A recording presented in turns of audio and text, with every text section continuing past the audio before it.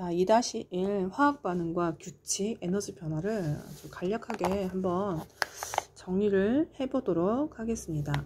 질량 보존의 법칙이라는 거는, 그러니까 질량 보존의 법칙은 라부아지에라는 이제 과학자가 만들었는데, 이제 이 내용은 화학 반응이 일어날 때 반응 전에 물질이 있고, 이제 반응 후에 물질이 있잖아요.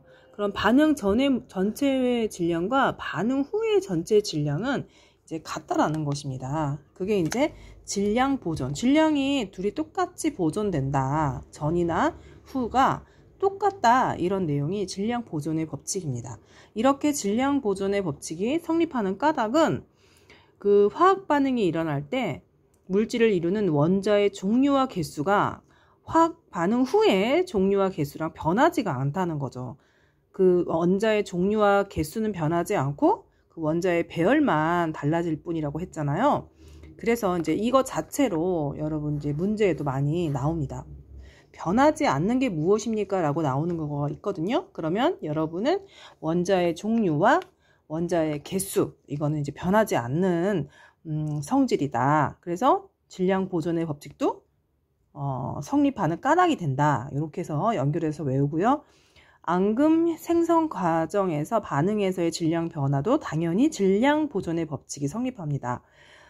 염화 나트륨 수용액과 질산은을 이제 혼합하면 뭐가 생긴다고 했어요? 염화, 은, 앙금이 생성이 되는데 이때 이제 반응 전과 반응 후의 질량의 변화는 없다는 거죠. 네.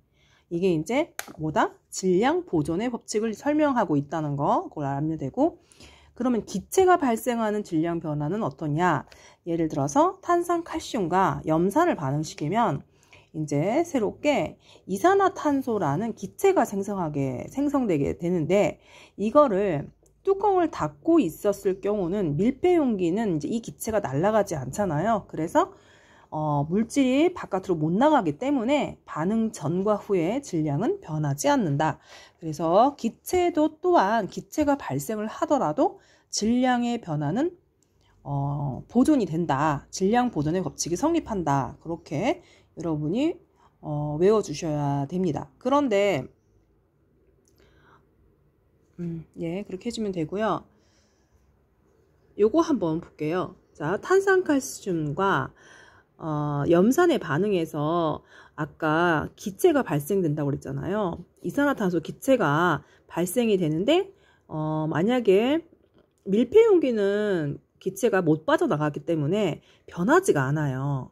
그런데 가끔 문제에 뚜껑을 열고 이제 실험하는 경우가 있어요. 그러면 이때는 이미 기체가 빠져나가겠죠. 그러면 이때는 질량 보존의 법칙이 성립이 안 됩니다. 그래서 질량을 비교하게 되면은 뚜껑을 닫았을 때는 질량이 보존이 되지만 뚜껑을 열었을 때는 질량이 보존이 되지 않아서 뚜껑을 닫은 쪽이 더 질량이 커진다. 이렇게 여러분이 이해를 해주셔야 됩니다. 그리고 이것도 중요합니다. 자, 원자 수의 비와 질량비. 자, 원자의 종류에 따라 질량이 이제 원자의 종류가 더 일정하게 분자식이 되니까 원자의 종류에 따라 질량도 일정해집니다. 그래서 원자 수가 H2O를 보면은 산소 2개, 수소 2개, 산소 하나잖아요. 이 원자의 수가 2대1이면 질량의 비도 2대1이 된다는 이런 내용을 말하고 있습니다. 자, 일정 성분비의 법칙도 한번 들어가 볼까요? 말 그대로 성분이 일정한 법칙입니다.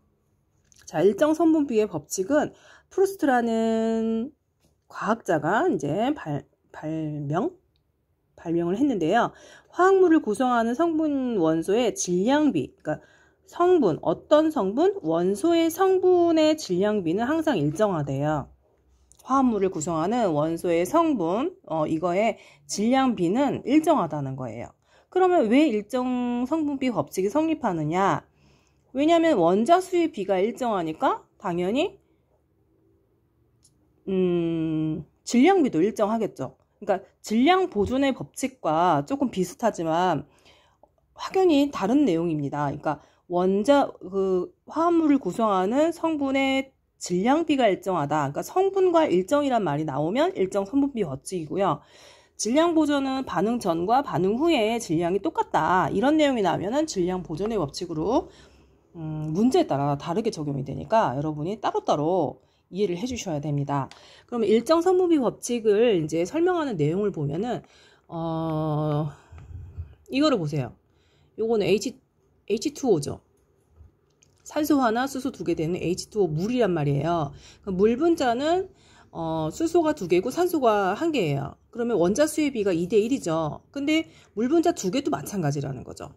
얘는 수소가 4개, 하나, 둘, 셋, 넷, 4개, 산소가 2개예요. 이것도 간단한 자연 수의 비를 고치면 어때요?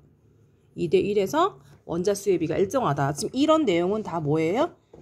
예, 일정 성분비의 법칙을 설명하고 있는 내용입니다. 그래서 어떤 법칙을 설명하는지도 연결을 해서 외워야 되는 거고요. 그 다음에 그러면 자 이제 또 이것도 해볼게요. 물은요 H2O죠. 그죠? 그러면 물 H2O인데 이거는 이제 이거의 이제 원자 수의 비가 2대1이잖아요. 2대1인데 질량비는 어떻게 되냐? 이것도 이제 이건 1대8입니다. 수소 대 똑같지는 않습니다. 비율이 일정하다는 거죠. 예, 원자 수의 비율이 뭐 2대1이면 뭐 질량비도 2대1이라는 게 아니라 그게 이제 분자가 여러 개 있어도 그 원자가 이루는 질량비는 변하지 않는다라는 거예요.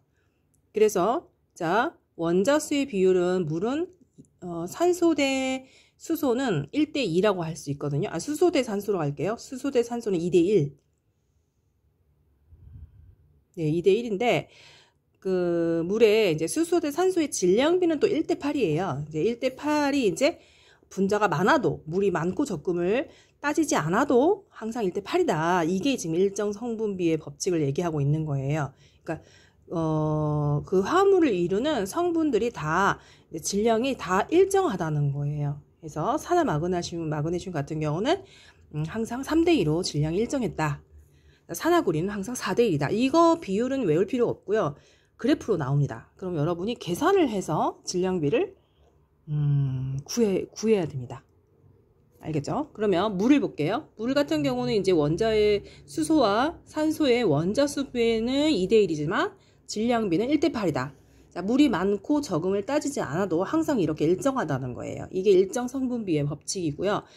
과산화수소 같은 경우는 수소 둘, 산소 둘이죠. 그러니까 1대1이고 질량은 1대16입니다. 이거 외울 필요는 없습니다. 이런 표를 보고 이제 계산하는 문제가 나오기 때문에 이제 계산만 잘 해주시면 되겠습니다. 마그네슘과 산소를 이제 섞으면 이제 산화 마그네슘이 이제 반응 물질이 나오잖아요. 그래서 불을 이제 태운 거예요. 이제 마그네슘 이제 태웠을 때 0.3g을 태웠을 때 만들어지는 산화 마그네슘은 0.5g이에요. 자, 이게 봐봐 0.6인데 얘는 1.0인 거예요. 이렇게 0.9는 1.5 이렇게 되고 있잖아요. 이거를 가지고 이제 문제는 어떤 문제가 나왔냐면요. 이 마그네슘이 산화 마그네슘이 됐다는 거는 산소가 더 추가가 된 거거든요. 산소가 추가된 거예요. 그래서 산소가 몇 g이 추가되었는지 각각 구하라는 문제가 나와요. 그러면 산화 마그네슘 0.5에서 마그네슘 0.3을 빼면은 0.2라는 산소가 추가되었다는 게 나오는 거고요. 얘는 0.4g 추가, 얘는 다 마그네슘은 1.5에서 0.9를 빼니까 0.6g, 얘는 0.8g 이렇게 이제 산소들의 질량이 각각 이렇게 다르게 나왔다는 거예요. 그거를 이제 그래프로 그린 게 이거죠. 자, 보면은 마그네슘과 산화 마그네슘의 이제 관계를 표로 나타내면 0.3일 때 0.5였고요. 0.6일 때 1.0 이렇게 지금 가고 있어요. 근데 이거는 뭐냐면은 마그네슘과 산소, 그러니까 얘네 둘을 뺀 거 0.5에서 0.3 빼면 0.2로 가야 되는 거고요. 얘는 1.0에서 0.6을 뺀 거 0.4 이렇게. 그리고 0.9는 0.9일 때는 1.5였잖아요. 1.5에서 0.9를 뺀 값으로 해서 연결한 거예요. 요거 그래프는 되게 중요해요. 그래서 이렇게 알아두시면 되겠습니다.